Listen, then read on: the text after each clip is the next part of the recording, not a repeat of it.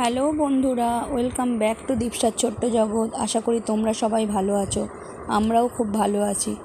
আজকে তোমাদের সাথে একটা মায়াপুরের ব্লগ শেয়ার করব। মায়াপুরে কি কি দর্শনীয় স্থান আছে সেগুলো তোমাদেরকে দেখাবো। দেখো, এটা হচ্ছে বল্লাল সেনের ঢিপি। এখানে বল্লাল সেন তার রাজত্ব চালিয়েছিল। এই দেখো, এইগুলো হচ্ছে তোমার পাঁচিল ছিল, পাঁচিলগুলো ভেঙে গেছে।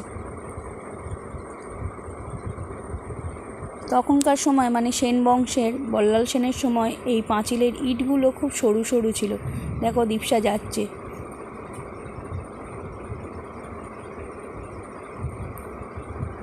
এই বল্লাল সেনের ঢিপি মায়াপুরের একটি দর্শনীয় স্থান।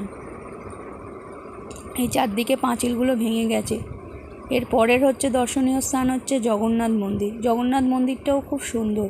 এই জগন্নাথ মন্দিরের হচ্ছে গেট, মেন গেট আর কি, এখান দিয়ে প্রবেশ করতে হবে। তারপরে এখানে দেখো, এই জগন্নাথ দেবের মূর্তি, জগন্নাথ, বলরাম এবং সুভদ্রা। এই মন্দিরটা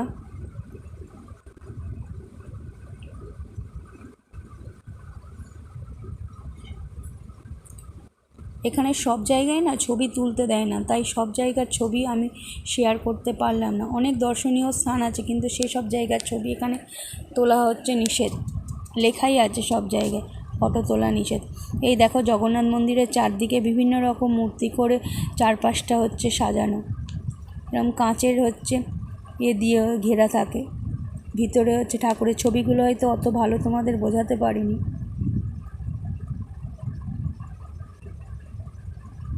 যতটুকু পেরেছি তোমাদের সাথে শেয়ার করেছি।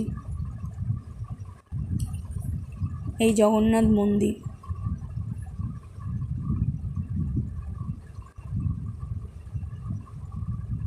চারপাশটা খুব সুন্দর।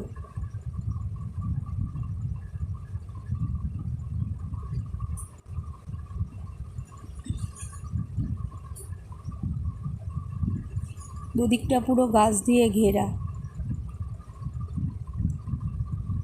আর ওই খোপ খোপ করে দীপসা যেখান দিয়ে যাচ্ছে দেখো, সেখানে বিভিন্ন মূর্তি স্থাপন করা আছে।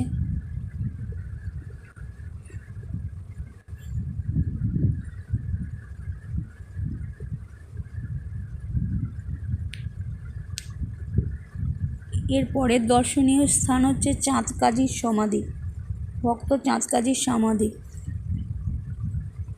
এখানে চাঁদকাজিকে শেষ বয়সে সমাধি দেওয়া হয়েছিল। আর এই যে এটা হচ্ছে চাঁপা গাছ। এই চাঁপা গাছটাই নাকি সারা বছর ফুল ফোটে।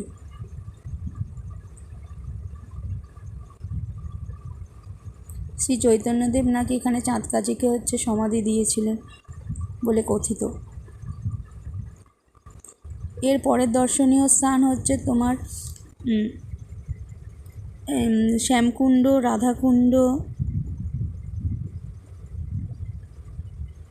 তারপর চৈতন্যদেবের বিভিন্ন লীলা খেলার যেসব ছবি, মানে চৈতন্য ভগবান মহাপ্রভুর জন্মস্থান এখানে, এগুলোই ছবি তুলতে দেয় না নিষেধ। যদি ভিডিওটা তোমাদের ভালো লেগে থাকে অবশ্যই চ্যানেলটাকে সাবস্ক্রাইব